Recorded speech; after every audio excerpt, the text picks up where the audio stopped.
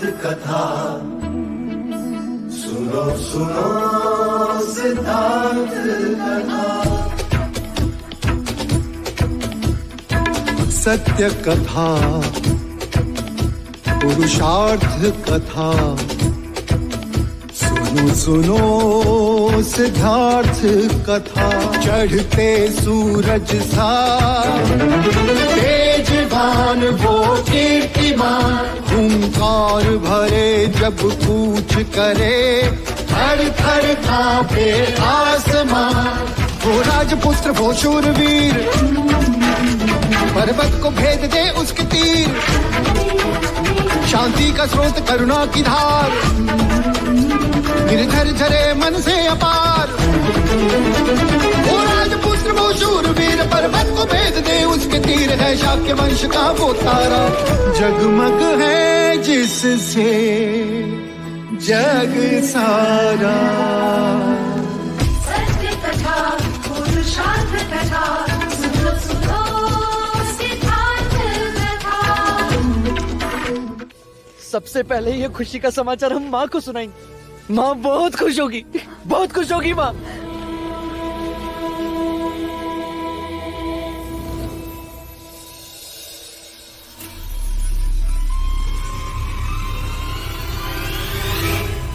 ये क्या कर दिया मंगला? क्या हुआ? पैरों के नुपुर को शीश का आभूषण बना दिया।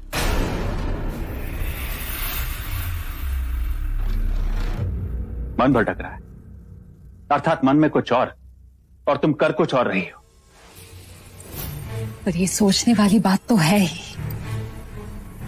सच, मन सिद्धार्थ के आगमन से विचलित है, चिंतित है। कब नहीं था?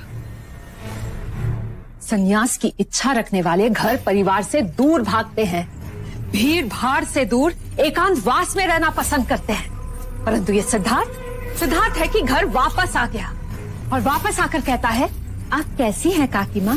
आप लोगों की बहुत याद आ रही थी। याद आ रही थी।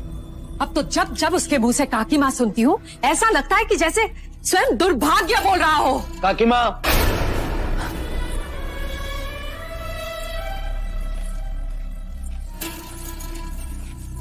क्या हुआ पुत्र?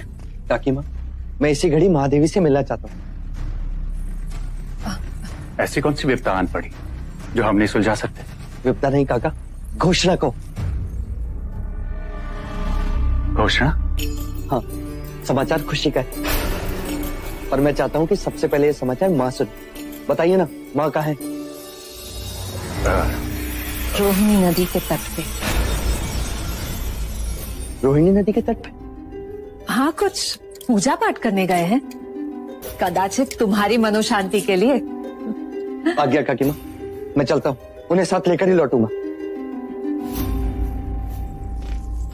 पर हाँ, लौट कर आते ही बड़ी खुशी का समाचार दूंगा। अवश्य। ये क्या कर दिया मंगला? महाराज ने किसी को बताने से मना किया था। ऐसा कौन सा अपराध कर दिया मैंने आर्य?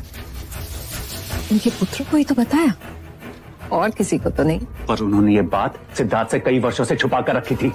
आज सत्य को उजागर हो जाने दो आर्य। माता पुत्र को दूर करने का यही तो एक मार्ग था।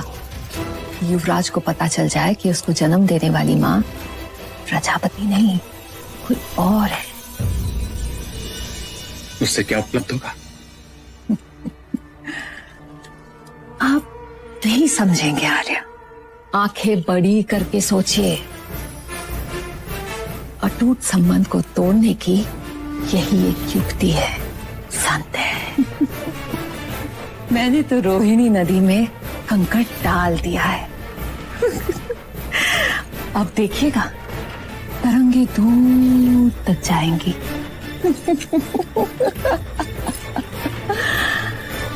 कभी कभी मंगला कमाल कर जाती है ना आर्य?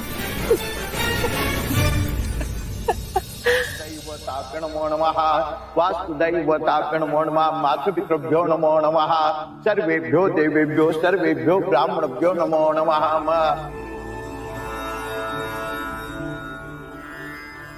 क्या सोच रही हो देवी? न जाने क्यों आज अचानक अपराधी भावना का अनुभव हो रहा है देव। ऐसा क्यों? माँ का तर्पण, श्राप, पुत्र का अधिकार होता है और हमने सिद्धार्थ से यह अधिकार छीन लिया। सत्य है, परंतु पुत्र का यथार्थ सोचना क्या माता पिता का कर्तव्य नहीं?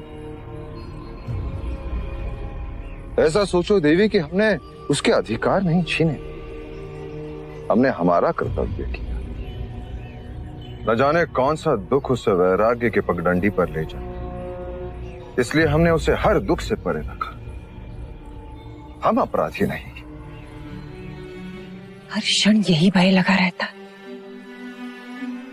किसी दिन उसने जान लिया तो क्या होगा? क्या वो ये दुख सह पाएगा? क्या सत्य जानकर वो हमें क्षमा कर पाएगा? दे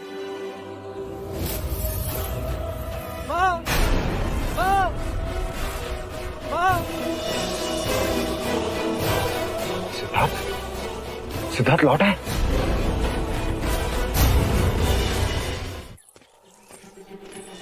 सिद्धार्थ,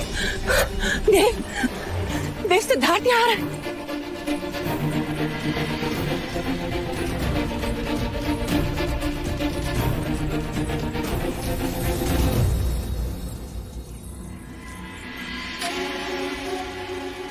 युवराज, तुम कब आए? इतने शीघ्र कैसे लौटे? क्या हुआ गोपा? चिंता का कोई कारण नहीं पिताजी। पहले आप बताएं, आपने महल में ऐसा आदेश क्यों दिया कि आप यहाँ हैं और ये बात सबसे गुप्त रखी जाए?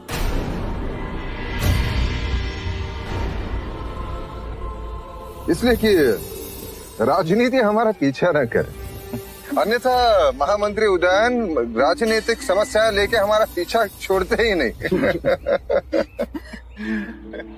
पर ये गुप्त पूजा है किस लिए माँ? युवराज, ये पूजा पारिवारिक शांति हेतु है।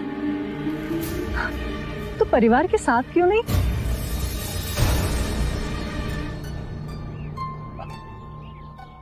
अब आप दोनों आ ही गए हैं तो परिवार भी पूर्ण हुआ। तो ठीक है, पहले पूजा समाप्त कर ली जाए। इसका फल एक समाचार के रूप में आपको तुरंत मिलने वाला है। कैसे समाचार? पहले पूजा पूर्ण कर ले, फिर बताऊंगी।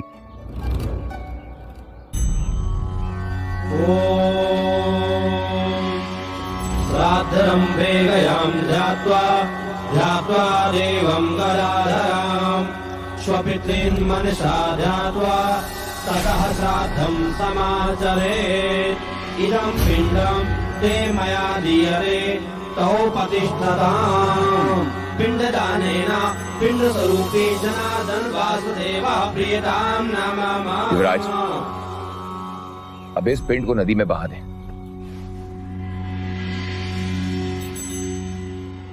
पिंडदान? क्षमा करें कुलगुरु, ये श्लोक, ये पिंडदान विधि, ये तो तर्पण पूजा है।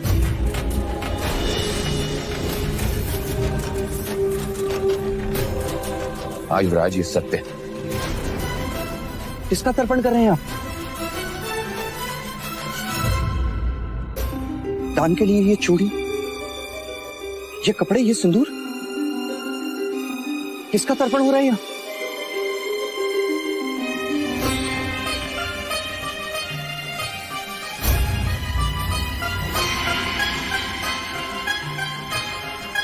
तुम्हारी माता का। महादेवी,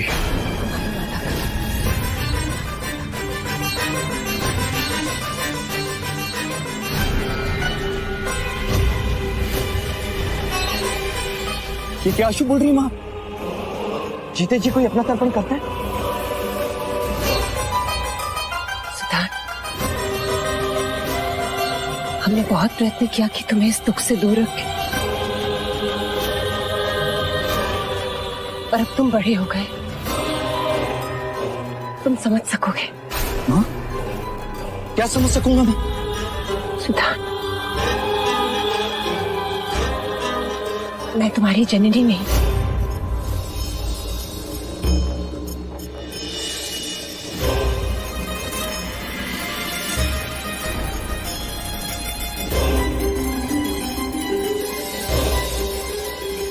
तुम्हारी जन्मदात्री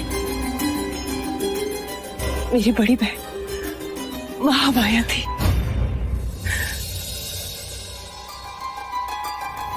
तुम्हारे जन्म के 7 दिन बाद चल बसी। मैं तुम्हारी जननी नहीं, तुम्हारी पालक माता हूं।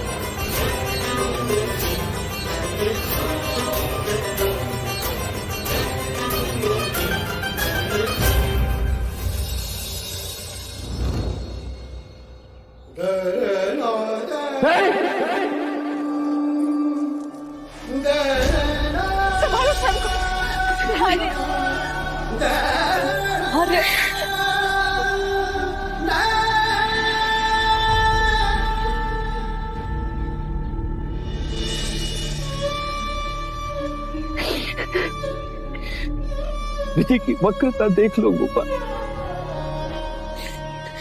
समय का ये शाप योग देख लो। मैं और गोपाल आपको अपनी आने वाली संतान का समाचार देना चाहते थे और आपने मुझे मेरी माँ की मृत्यु का समाचार दे दिया।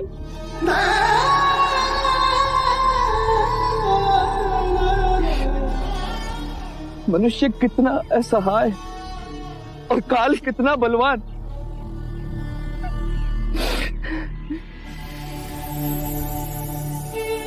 क्या मैं तुम्हें आपको और आपको भी खो दूंगा।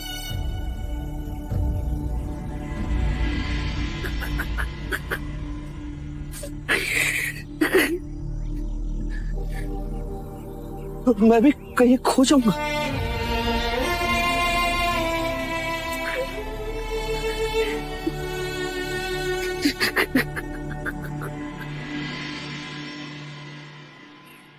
मंगला,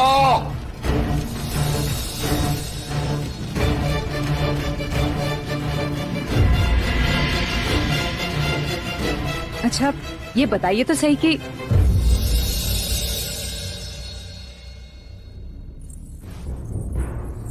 मुझे लगा कि आपके भाई हैं, आप हैं वो भी ठीक है। चलिए आज आप ही बता दीजिए कि यह हार मेरे गले पर कैसा दिखता है? हाँ? इस हार के साथ सर धड़ से अलग कर दूंगा तुम्हारा। आज तक तुमने जो कुछ भी किया, जो कुछ भी कहा, मैं चुप रहा। तुम्हारा स्वभाव समझकर अनसुना किया, परंतु अब यदि तुम्हारे कारण सिद्धार्थ को कुछ हुआ तो मैं तुम्हें कभी क्षमा नहीं करूंगा। मेरे कारण? मैंने ऐसा कौन सा अपराध कर दिया महाराज? जो बात गुप्त रखनी थी तुम्हें सिद्धार्थ को बताने की क्या आवश्यकता थी? तुमने उसे क्यों बताया कि हम नदी के तट पर गए हैं? तो क्या उसे महामाया के बारे में पता चल गया? चलो जो हुआ बहुत अच्छा हुआ महाराज, बहुत अच्छा हुआ। लटकती तलवार बनकर जो सत्य जी रहा था वो सामने आ गया। आपके और महादेवी के हृदय का भार भी कम हो गया महाराज, अद्भुत। परंतु महाराज आप तो भार की जगह फटकार दे रहे हो। मैं केवल तुम्हें चेतावनी देने आया हूँ मंगला। पुनः ऐसी भूल हुई तो मैं भूल जाऊंगा कि तुम मेरे भाई की पत्नी। पर मुझे सदैव स्मरण रहेगा महाराज कि मैं आपके भाई की पत्नी हूं, आपकी नहीं।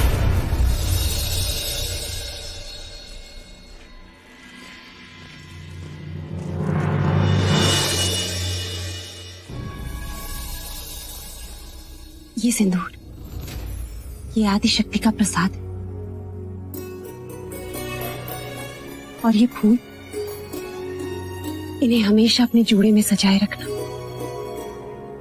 इसकी सुगंध से माँ और बच्चे दोनों का मन प्रसन्न रहेगा। और ये माँ अभया का रक्षा कवच, ये तुम्हारी और हमारे पौत्र की रक्षा करेगा।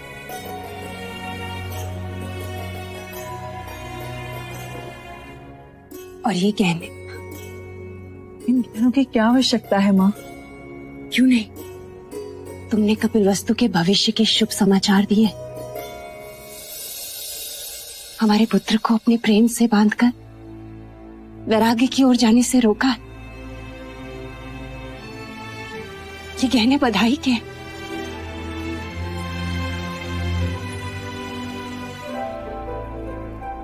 भाई के समय आंसू अपशकुन होते हैं माँ। यशो, मैंने तुझे और सिद्धार्थ दोनों को बुलाया था, किंतु तू अकेली आई। आज 2 दिन हो गए, मैंने उसका चेहरा भी नहीं देखा। 2 दिनों से उन्होंने मुझसे भी कोई बात नहीं की माँ। केवल अपने आप में खोए रहते हैं, आसमान तकते रहते हैं। न चन्ना से कोई बात, न कंथक से। कभी बात की तो बस स्वयं से। यशो, यशो तुमसे एक बात पूछूं? अधिकार के लिए अनुमति कैसी माँ? क्या वो मुझसे पहले जैसा स्नेह करेगा? मुझे माँ तो कहेगा ना? कहीं मुझे इस बात के लिए दोषी तो नहीं समझेगा कि मैंने उससे इतनी बड़ी बात छुपाई? महाराज भी बहुत चिंतित थे। नहीं माँ, आपने जो कुछ भी किया अपने पुत्र के लिए किया।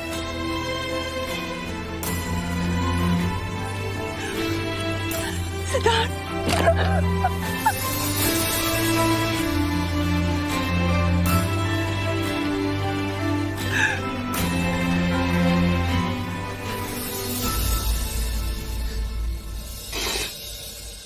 कहाँ थे? क्यों नहीं आए? 2 दिन बीत गए, अपनी माँ की याद नहीं आई। आप भी तो नहीं आई माँ। मैं अपराधी भावना से पीड़ित थी सिद्धार्थ, और मैं जीवन के प्रश्नों से घिरा था। कदाचित आकस्मिक स्थिति के लिए मन तैयार नहीं था और अचानक से ये पीड़ा का समय बीत जाएगा।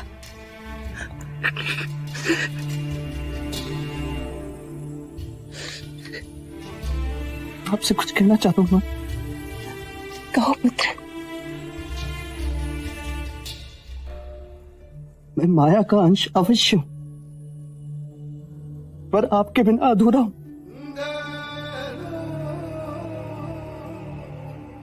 आपकी ममता मेरा सौभाग्य है। आपका त्याग मुझ पर आपका उपकार है। मैं अनुज नंद का दोषी हूं,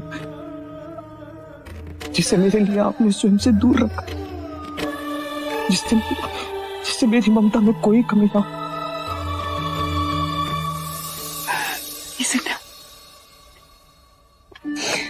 कोई माता पिता अपने पुत्र पर उपकार नहीं करते, केवल स्नेह करते। स्नेह। मैंने आज यशोधरा के साथ तुम्हें इसलिए बुलाया था क्योंकि यशो के साथ साथ मैं तुम्हें भी कुछ देना चाहती थी। आओ मेरे साथ, आओ।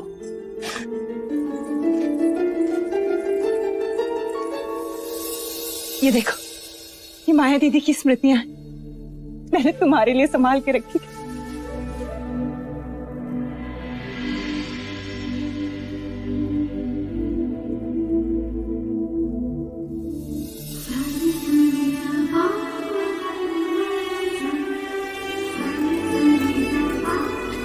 माया दीदी बहुत सुंदर थे,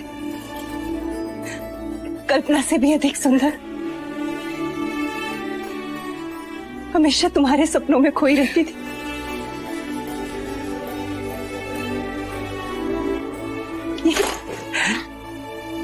ये तुम्हारे बचपन का खिलौना है सिद्धार्थ।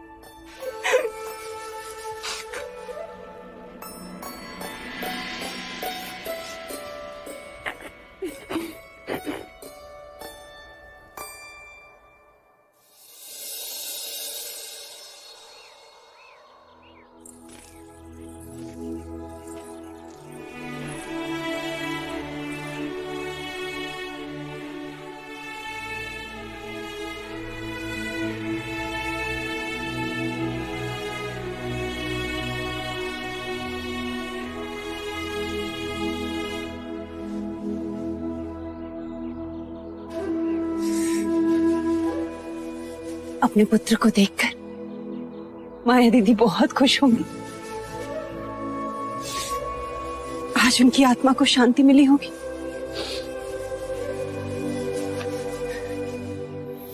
माँ, आपको मैंने देखा नहीं, सुना नहीं, पर आपकी धुन सुनी। आपको बांसुरी सुनना प्रिय था, बेधुनी मेरा आपको तर्पण।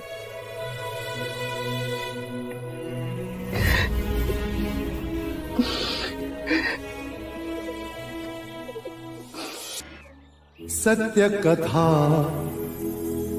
पुरुषार्थ कथा